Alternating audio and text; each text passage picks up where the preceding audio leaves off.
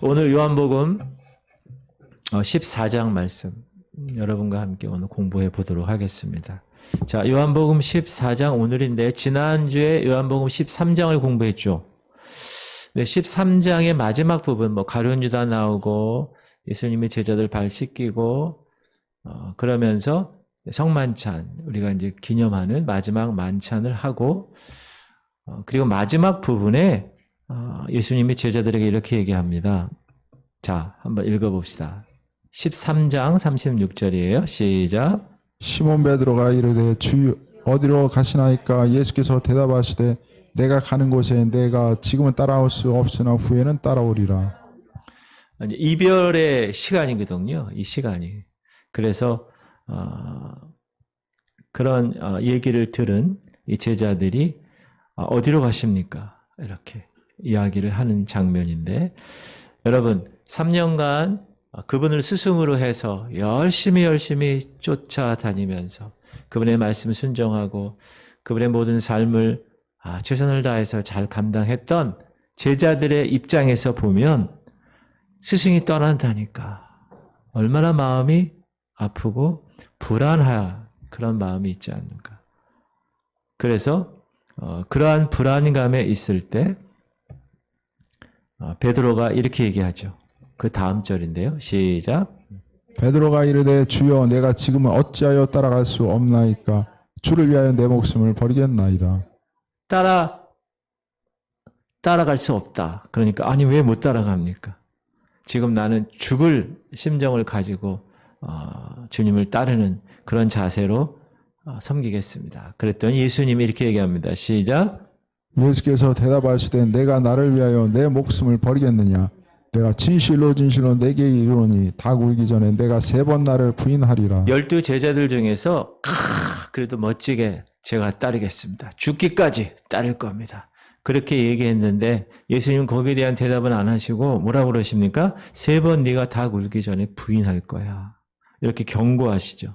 그러니까 그 경고의 말씀을 들은 베드로도 그렇고 또 제자들도 그렇고 불안하기 시작합니다. 특히 그때는 어떤 때였어요? 가룟 유다가 자기가 예수 그리스도를 팔 제자라는 것이 드러나고 나서 이제 그 자리를 떠났던 그러한 상황. 그래서 제자들은 낙심하고 있었던 상황. 자, 이런 상황에서 예수님은 오늘 본문 요한복음 14장에 12 제자를 위로하시면서 이렇게 얘기합니다. 시작. 너희는 마음에 근심하지 말라. 하나님을 믿으니 또 나를 믿으라. 내 아버지 집에 거할 곳이 많도다. 이 유명한 말씀이 이때 나온 말씀이에요. 근심하지 마. 왜? 지금 제자들이 스승이 떠난다고 하니까 너무 근심하고 두렵고 그러한 마음이 있기 때문에. 그래서 이렇게 위로하신 예수님은 내가 지금 가야 되는데 너희들 따라올 수 없는데 내가 아버지에게 가야 하는 이유가 있다. 그 이유를 오늘 요한복음 14장에서 말씀을 하고 있습니다. 첫 번째 이유는 한 장소, 거처, 처소를 내가 예배하러 간다. 내가 아버지에게 가는 이유가 그거야. 시작. 내가 너희를 위하여 거처를 예비하러 가노니 가서 너희를 위하여 거처를 예비하면 내가 다시 와서 너희를 내게로 영접하여 나 있는 곳에 너희도 있게 하리라. 이 유명한 말씀도 이때 나오는 거예요. 여기에 거처, 내가 너희를 위하여 한 거처, 예전 개역 성경은 처소, 영어에는 place, 장소라는 뜻이에요. 내가 한 장소를 예비하러 가는 거예요. 아버지에게 가는 이유는. 예수님은 지금 하늘나라가 이 마음의 상태가 아니라 진짜로 실제적인 장소임을 말씀하고 계신 겁니다. 여기에 장소, 이 처소라는 것은 실제로 있는 장소예요. 여러분, 천국은 그냥 이렇게 안개 속에 그런 이렇게 존재하는 데가 아니라 실제로 있는 곳입니다. 그것은 우리의 영원한 하늘에 있는 집입니다. 누구를 위해서 예비된 곳입니까? 하나님 나라 백성을 위해서 예비된 곳. 사랑하는 성도님들, 예수님이 공생애를 몇 살에 시작하셨죠? 30살에 시작하셨죠. 30살에. 예수님이 언제 돌아가셨죠? 몇 살에? 33세 돌아가셨죠. 그럼 공생애를 몇 년 하셨죠? 3년. 그런데 그 공생애를 하기 전 30년은 그럼 뭘 하셨어요? 예수님이? 직업이 뭐였어요? 아버지가 목수니까 아버지 따라서 나무로 의자도 만들고 식탁도 만들고 집도 만들었던 목수 예수 그리스도. 그분을 믿는 모든 사람을 위해서 지금 집을 짓고 있어요. 어디에? 하늘에 집을 짓고 계시다. 2000년 전에 승천하신 그 예수 그리스도 그분이 하늘에서 집을 지금 짓고 계시다가 집이 다 지어지면 어떻게 하시죠? 우리에게로 와서 얘들아, 신부들아, 집이 다 지어졌어. 우리 가자. 라고 신부 성도들을 데리고 가기 위해서 먼저 가신 거예요. 그거 믿으시죠? 그래서 이제 사도 바울이 데살로니가 전서 4장에서 이 약속을 우리에게 정확하게 하고 있고 우리는 이 약속을 믿고 있죠. 시작. 주께서 호령과 천사장의 소리와 하나님의 나팔 소리로 친히 하늘로부터 강림하시리니 그리스도 안에서 죽은 자들이 먼저 일어나고 하나님의 나팔 소리 전지 진동할 때에 그 찬양에 그 후에 우리 살아남은 자들도 그들과 함께 구름 속으로 끌어올려 공중에서 주를 영접하게 하시리니 그리하여 우리가 항상 주와 함께 여러분 이 있습니다. 말씀 말씀 믿으십니까? 어떻게 한다고요? 부활체로 순식간에 변한다는 거예요. 살아있는 사람은. 죽은 사람도 부활체로 먼저 올라가고. 그럼 그 쳐서 그 천국에는 어떻게 들어갑니까? 도마가 그 질문하는 거예요. 5절 시작. 도마가 이르되 주여 주께서 어디로 가시는지 우리가 알지 못하거늘 그 길을 어찌 알겠사옵나이까. 어찌 알겠습니까? 그랬더니 드디어 예수님이 예수 그리스도 자신의 정체성, 자신의 그 모습 정확하게 누구인지를 제자들에게 말씀하시는 그 유명한 말씀이 여기서 나오는 거예요. 시작. 예수께서 이르시되 내가 곧 길이요 진리요 생명이니 나로 말미암지 않고는 아버지께로 올 자가 없느니라. 그리고 너희가 나를 알았더라면 내 아버지도 알았으리로다. 이제부터는 너희가 그를 알았고 또 보았느니라. 예수님은 자기 자신을 길, 진리, 생명이라고 말씀하고 있습니다. 길, 진리, 생명. 여러분 그 탕자 이야기 아시죠? 탕자. 누가복음에 나오는 이 탕자는 누구를 상징합니까? 죄인을 상징하죠. 죄인. 이 탕자는 어떤 자입니까? 잃어버린 자였어요. 원래 둘째 아들이었는데 잃어버렸던 자였어요. 죽었던 자였어요. 왜냐하면 그 15장 24절에 이 아버지가 이 아들에 대해서 얘기하는 거예요. 탕자에 대해서. 시작. 이 아들은 내 아들은 죽었다가 다시 살아났으며 내가 잃었다가 다시 얻었노라 하니 그들이 즐거워하더라. 자, 탕자는 잃어버린 자였고 죽었던 자였는데 다시 얻었고 다시 살아났다. 그리고 탕자는 무지한 자였다. 자, 읽어볼게요. 먼저 시작. 이에 스스로 돌이켜 이르되 내 아버지에게는 양식이 풍족한 품꾼이 얼마나 많은가.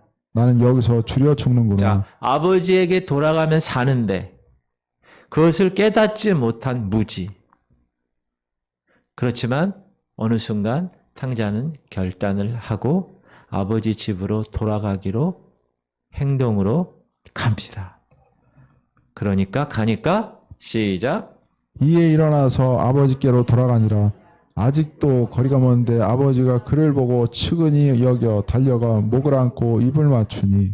이 탕자의 비유입니다. 이 비유가 죄인에 대한 비유입니다. 이 세상 죄인들은 탕자처럼 어떤 존재입니까? 잃어버린 존재예요. 그런데 길 대신 예수 그리스도로 인하여 돌아오게 되었다. 두 번째, 무지한 존재. 이 세상의 죄인들은 무지한 존재입니다. 알 수가 없는 존재. 생명에 관한 한 무지한 존재. 그러나 진리 되신 예수 그리스도로 인해서 돌아올 수가 있었다. 세 번째, 이 세상의 죄인들은 영적으로 죽은 존재였다. 그렇죠, 아까 이 아들은 죽었다가. 그러나 생명 되신 예수 그리스도로 인해 영적 생명을 다시 부여받게 되었다. 그 주인공이 누굽니까? 예수. 그분이 길이고 진리고 생명된 존재였다. 잃어버린 존재였는데 길을 찾아줘서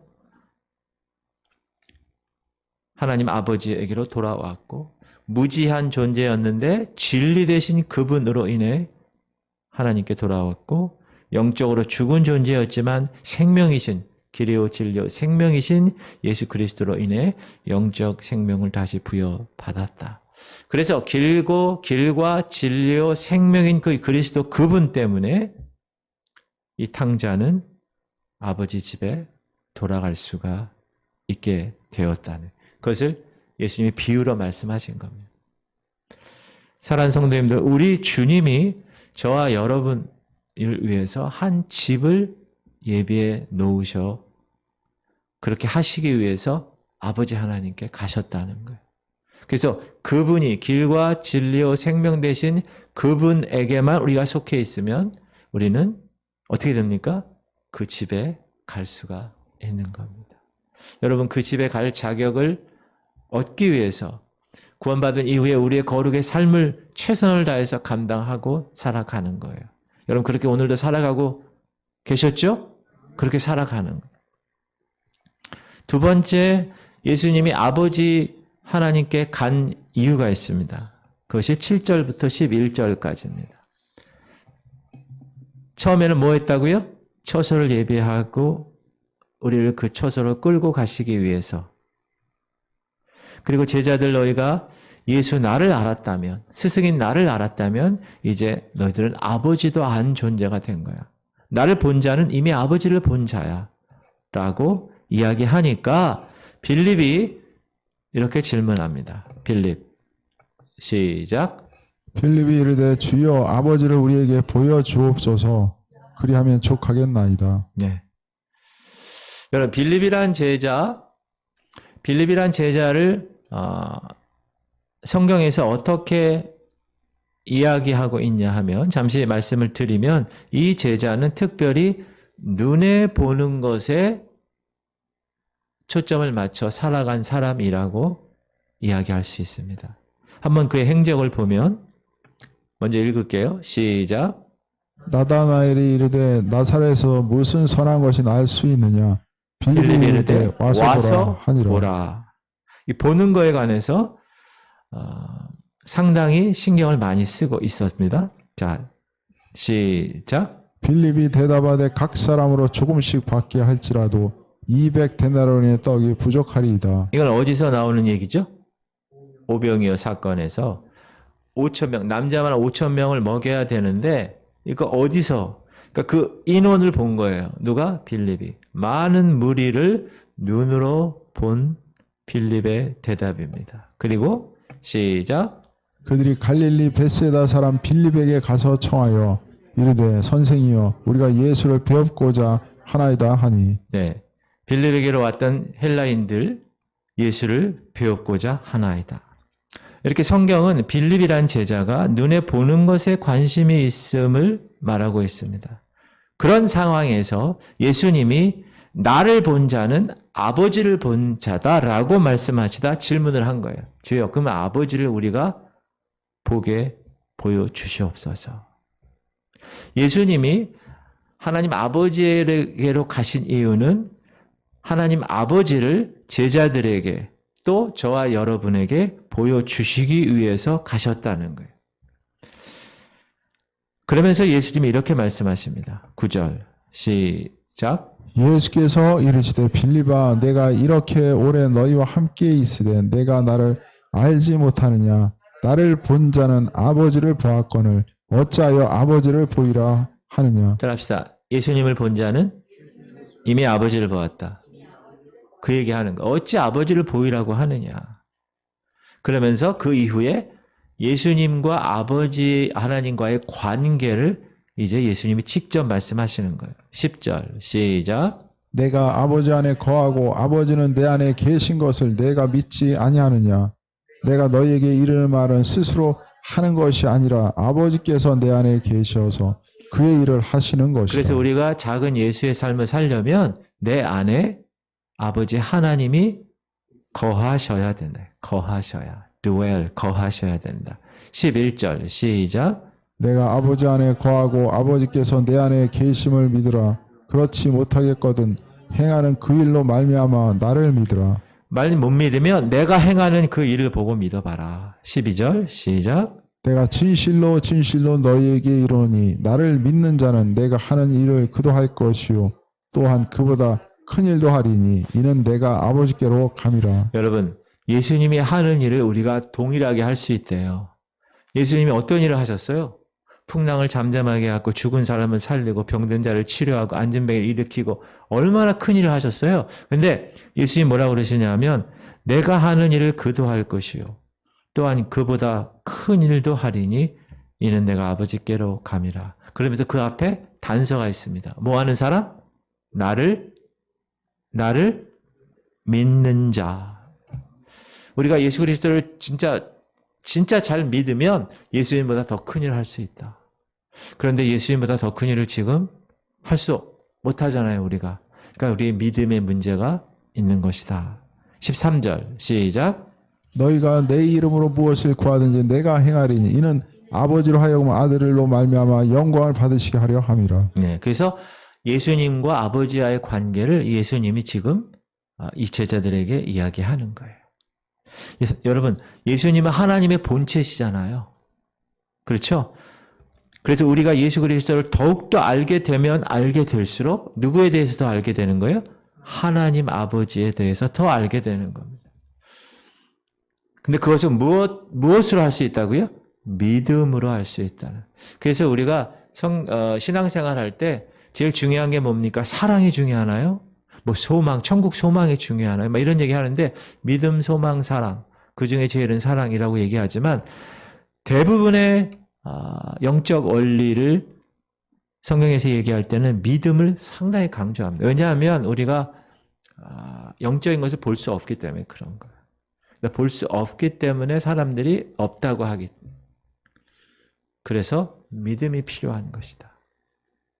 자, 예수님은 아버지를 보이시기 위해서 아버지에게 가셨다. 세 번째. 자, 예수님이 아버지에게 가신 이유는 15절에서 26절에 보면 보혜사이신 성령을 보내시기 위해서 아버지에게 가셨다라고 이야기합니다. 오늘 특별히 요한복음 14장에서는 성령에 대한 이야기를 많이 하시는데, 자, 16절입니다. 시작. 내가 아버지께 구하게 했으니 그가 또 다른 보혜사를 너희에게 주사 영원토록 너희와 함께 있게 하리니. 자, 예수님은 성령님을 뭐라고 지칭하셨어요? 다른 보혜사. 이 보혜사라는 말은 돕는 사람, 헬퍼라는 뜻도 되고, 컴포터, 그러니까 위로자라고도 할 수 있고, 직역하자면 너희를 도우려고 곁에 서 있는 분, 이게 보혜사라는 말의 뜻입니다. 다시 너희를 도우려고 곁에 서 계시는 분. 여러분 도우려고 여러분 곁에 서 계신 분이 성령님이에요. 그분을 의지하고 그분과 함께 살아나가는 거예요, 우리는. 여기서 근데 다른 보혜사라는 말에서 이 다른이란 말은 완전히 질적으로 다른 뜻이 아니라 같은 종류인데 다른 것. 즉 예수님은 하나님이신 것 같이 성령님도 하나님이야. 삼위 하나님 중에 한 분이시지만 그 역할이 다르시다. 예수님은 아버지 하나님의 말씀을 가지고 순종해서 이 땅에 육으로 오셔서 모든 죄 문제를 해결하시기 위한 예수 그리스도 십자가의 제물의 역할을 감당하셨다면 성령님의 역할은 예수 그리스도를 대신하여 이제 승천하신 그 이후에 성령께서 오순절 마가 다락방에 임함으로 성령께서 시간과 공간을 초월하는, 그렇죠? 예수님은 팔레스틴 그 시대 2000년 전에 그 시간과 공간 내에서 육이 있기 때문에 어차피 제한을 받을 수밖에 없는 존재이셨지만, 성령 하나님은 영적인 존재이기 때문에 시간적으로 공간적으로, 태초에 하나님이 천지를 창조하실 때 하나님의 신은 수면에 운행했을 때 그 성령님이나 지금 2022년 10월에 있는 성령님이나 동일하시다. 시간을 초월하고, 그리고 공간을 초월한, 지구 반대편이든 어디든 성령 하나님께서 역사하시는 것. 그래서 또 다른 보혜사, 우리를 도우려고 예수님이 승천하시면서 우리에게 주신 보혜사이시다라는 것입니다. 그런데 그 보혜사는 17절에 보면, 시작. 그는 진리의 영이라 세상은 능히 그를 받지 못하나니 이는 그를 보지도 못하고 알지도 못함이라. 그러나 너희는 그를 아나니 그는 너희와 함께 거하심이요 또 너희 속에 계시겠음이라. 여러분, 진리의 영이라는 건 뭐예요? 진리의 영. 이것이 맞고 틀리고, 이것이 죄고 이것이 죄가 아닌 거에 관한 깨닫게 하시는 영이라는 겁니다.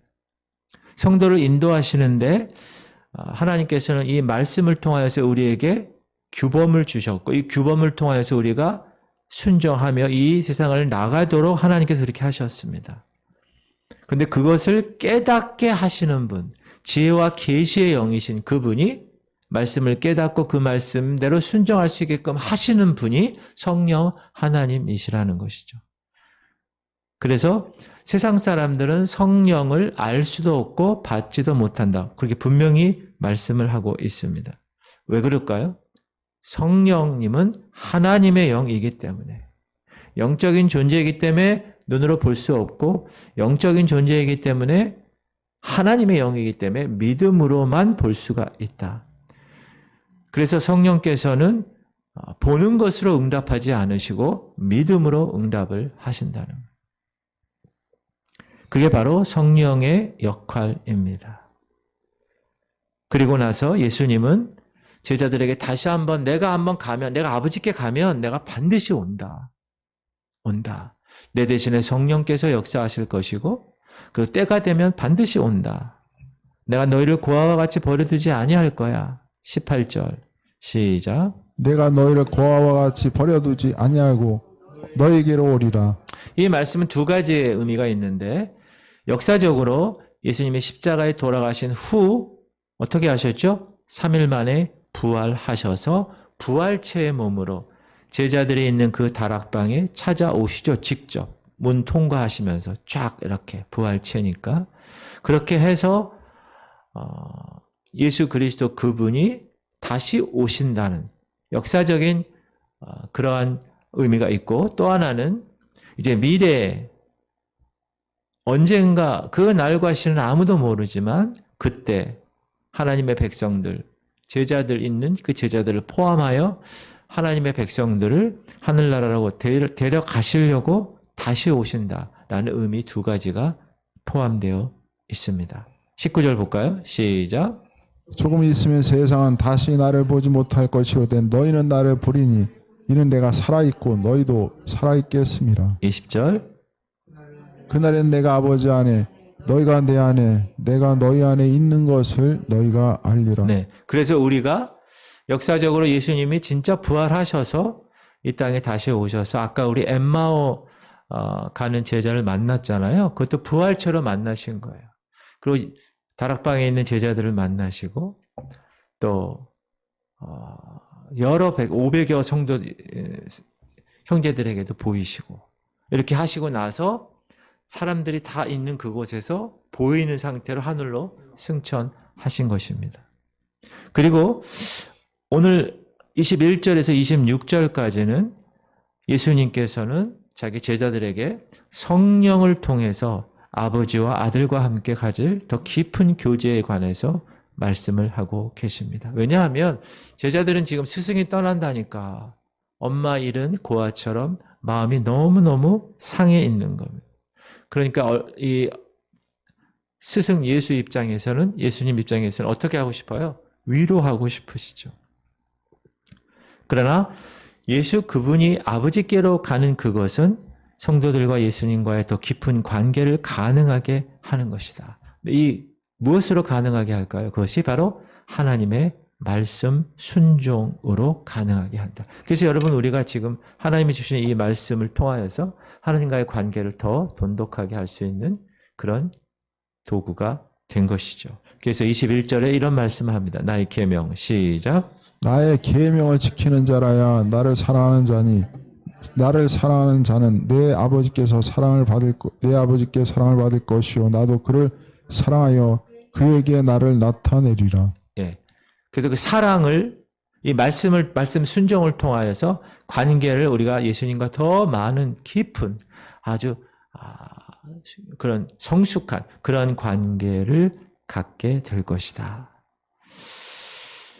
아까도 말씀드렸지만 예수 그리스도 그분이 아버지께로 감으로 성령께서 오시고 시간과 공간을 초월하는, 그래서 우리의 성도와 하나님과의 관계가 더 깊은 관계로 갈 수 있게 가능하게 하신 분이 바로 성령님이시다라는 것입니다.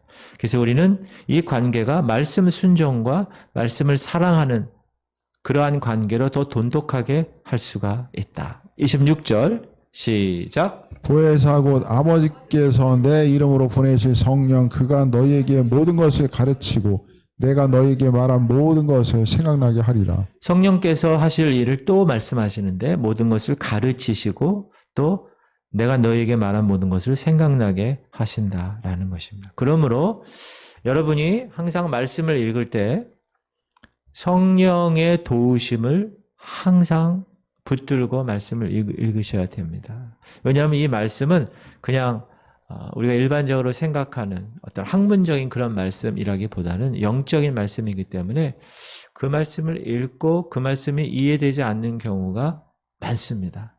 그럴 때 여러분이 항상 하나님 저에게 지혜와 계시의 영을 주셔서 하나님의 말씀이 어떤 뜻인지 알게 하여 주시옵소서 라고 생각을 하며, 제가 설교 준비할 때도 마찬가지고 여러분이 공동체 성경 읽기라든지 아니면 큐티라든지 이런 걸 하실 때 항상 그것을 염두에 두고 우리가 생각 못하는 그 순간에 성령께서 딱 깨닫게 하시는 그 순간이 있거든요. 그걸 딱 놓치지 말아야 돼요. 그런데 그러한 경험은 항상 긴장하면서 성령님의 그 존재와 나를 가르치시고 깨닫게 하신다는 그런 의식을 항상 갖고 있을 때 그게 주어집니다. 절대로 아무 생각 없이 하나님 말씀에 대한 사모함이 하나도 없는 상황에서 그 말씀이 깨달아지지는 않습니다. 그러니까 여러분들이 경험을 많이 해보셨을 거예요. 그래서 사모하는 자에게 하나님이 성령을 통하여서 모든 것을 가르치게 하시고 모든 것을 생각나게 하신다. 또 그것은 하나님 아버지와의 관계를 더 가깝게 하기 위해서 예수 그리스도 그분이 아버지에게로 가신 이유다. 성령께서 오신 것이죠. 그 다음 아버지 하나님께로 예수님이 가신 이유는 27절부터 31절까지 샬롬, 평안을 주시기 위해서입니다. 자, 이제 상황이 어떤 상황이라고 그랬죠? 예수 그리스도 스승이 떠나는 시간입니다. 이제 떠나는 것도 그냥 어디 공항에서 떠나는 게 아니라 십자가에서 죽음으로 떠나는 거. 이 세상에서 비참하게. 그러니까 제자들 입장에서는 어떤 거예요? 너무 불안하고 너무 두려움이 가장 큰 문제가 대두가 된 겁니다. 그래서 그런 차원에서 예수님이 제자들에게 아까처럼 위로의 말도 필요했고 지금 네 번째 참된 평안이 필요한 것을 아셨어요. 너희들이 영적인 세상이 줄 수 없고 세상이 알 수 없는 그 샬롬의 그 상황을 너희들이 필요하구나 지금. 그래서 예수님이 제자들에게 이렇게 말씀하십니다. 그 유명한 말씀 시작. 평안을 너희에게 끼치노니 곧 나의 평안을 너희에게 주노라. 내가 너희에게 주는 것은 세상이 주는 것과 같이 아니하니라. 너희는 마음에 근심하지도 말고 두려워하지도 말라. 네, 여기에 이 평안은 누구의 평안이라고요? 나의 평안이에요. 나의 평안. 예수님이 주시는 평안. 이것은 세상이 주는 방법으로 주지 않고 세상으로부터 말미암은 평안도 아닌 평안. 여러분, 세상의 평안은 어떻습니까? 세상의 평안은 아주 얕고 또 불만족스럽고 일시적입니다. 그러나 하나님 주시는, 특히 my peace라고 그랬죠. 나의 평안은 마음속 깊은 곳에서 우리에게 항상 만족을 주시고 그 평안이 영원히 머물게 하는 평안입니다. 맞습니까? 여러분, 그 평안을 여러분 갖고 계십니까? 세상은 그 평안을 외적인 수단을 통해서 얻으려고 합니다. 그러나 예수님은 예수님의 그 my peace, 나의 평안은 우리 마음속에 주님이 주시는 평안입니다. 세상은 정신과 심리학자들은 이 마음의 평안, 이 정신의 평화에 대해서 여러 의학적으로 이야기하고 있지만 예수 그리스도의 그 평안은 그의 죽으심과 그의 승천을 통해서 우리에게 주시는 하나님의 평화입니다. 자, 로마서에 보면 시작. 그러므로 우리가 믿음으로 의롭다 하심을 받았으니 우리 주 예수 그리스도로 말미암아 하나님과 화평을 누리자. 하나님과 화평할 수 없는 관계였는데 왜 화평할 수 없는 관계였죠? 죄 문제 때문에. 그런데 우리가 예수 그리스도의 그 십자가의 그 보혈 피로 죄 문제가 해결되니 이제 하나님과는 어떤 관계가 됐습니까? 화평의 관계가 되었다. 성소에 들어갈 담력을 얻었다. 그전에는 죄 문제 때문에 성소에 들어가면 죽었는데 그 성소에 들어갈 수가 없었는데 예수 그리스도 그분으로 인하여 성소와 지성소의 휘장이 찢어지면서 모든 백성들이 다 하나님 앞에 나아갈 수 있는 제사장이 되었다. 그래서 그거를 종교개혁에서는 만인 제사장설 그렇게 얘기합니다. 목사만이 아니고 캐톨릭에서처럼 사제만이 아니고 모든 하나님의 자녀들은 예수 그리스도의 그 피의 공로를 통하여서 죄 문제가 해결되었기에 성소에 들어갈 담력을 주셨고 그리고 그 평안함을 가지고 하나님께 나아갈 수 있는 존재가 되었다. 그래서 뭐라 그럽니까? 주 예수 그리스도로 말미암아 하나님과 화평을 누리는 거예요. 그 하나님과 화평을 누릴 수 있는 것은 단 한 방법, 주 예수 그리스도로 말미암는 그 십자가. 그러므로 유일하고 아주 사람들이 세상에서 배타적이라고 얘기할 수밖에 없는 것은 캐톨릭이나 이런 데는요 다 하나가 되자고 그래요. 이것도 오케이, 저것도 오케이. 그래서 캐톨릭 같은 경우는 제가 한번 말씀드린 것 같은데 복음이 전해진 그 캐톨릭에서는 캐톨릭이 이제 전도를 해서 이제 거기 선교사로 가잖아요. 그러면 그 문화를 100% 수용합니다. 우리나라에는 어떤 문화를 수용했어요? 제사 문제를 수용했어요. 그리고 각 나라마다 그 나라의 토착화라는 명분으로 그 나라가 원하는, 그래서 200년 전에 캐톨릭이 우리나라에 왔을 때 그 캐톨릭 사제들이 이 민간 이 농가에 있는 할아버지 할머니들하고 같이 뭐 했어요?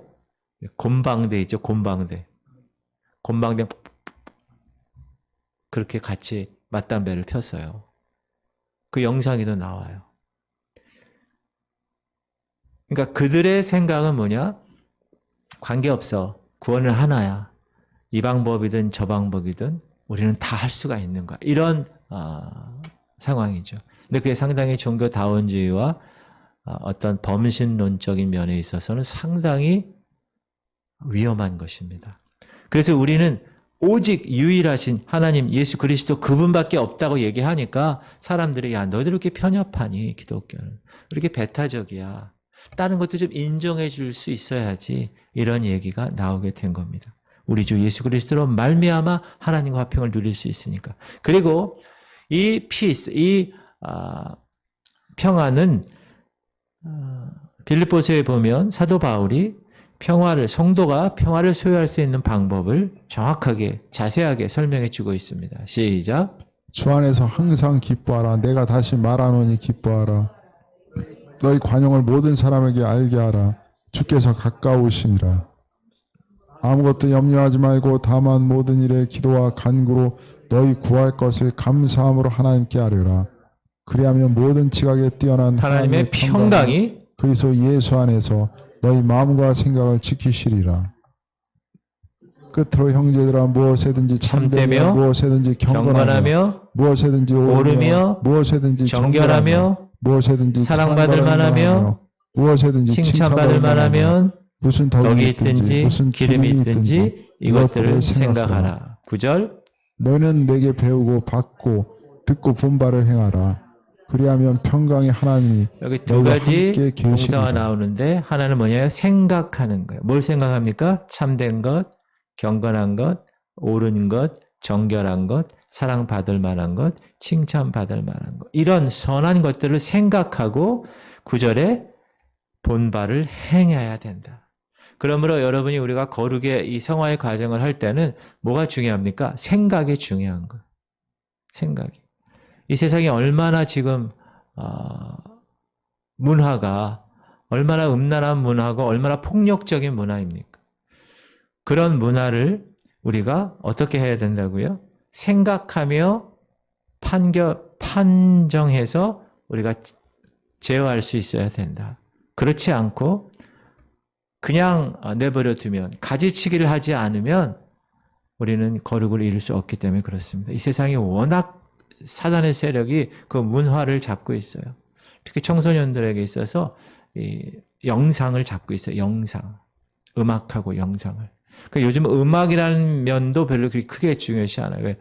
영상으로 음악이 같이 들어가는 뮤직비디오나 이렇게 해가지고 이 눈에 관한 이 아주 자극적인 것들을 많이 사단이 이렇게 꽉 잡고 있기 때문에 그래서 우리가 생각하고 보고 듣고 이런 것을 정말 중요하게 생각해야 한다.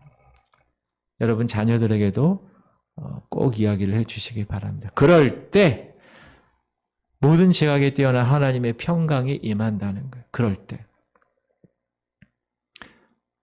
여러분 평강의 하나님이 여러분과 항상 함께 계십니까? 제가 주일날 행복하십니까? 그 말씀을 드렸잖아요. 성도들의 행복에 관해서.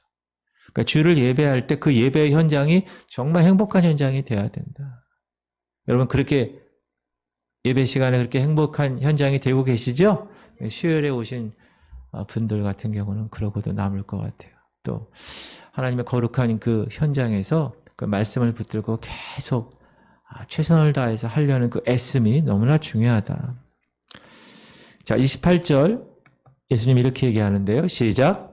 내가 갔다가 너희에게로 온다 하는 말을 너희가 들었나니 나를 사랑하였더라면 내가 아버지께로 감을 기뻐하였으리라. 아버지는 나보다 크심이라. 그래서 뭐라 그러냐면 스승인 내가 가는 거에 대해서 너무나 두려워하고 힘들어하고 애절해하지 말아라. 내가 아버지께로 감을 기뻐해야 한다. 왜? 나보다 크신 아버지께로 가는 것, 그것이 너에게 유익이 되기 때문에 그렇다. 이렇게 허탈한 제자들의 모습을 걱정하시면서 제자들을 위로하시고 특별히 제자들이 이제 이 땅에 혼자 남아있어서 이 불안감과 이 혼란감을 주는 세력이 있어요. 어떤 세력일까요? 악한 영의 세력들이죠. 그 세력을 패배시키시는 그러한 말씀을 하십니다. 시작. 이후에는 내가 너희와 말을 많이 하지 아니하리니 이 세상에 임금이 오겠음이라. 그러나 그는 내게 관계할 것이 없으니. 네, 이 세상에 임금이 온다는 거예요. 그래서 요한계시록에 보면 이 세상에 적그리스도로 인하여서 이 모든 것들을 다 이제 하나님의 계획대로 시간표대로 진행이 될 것입니다.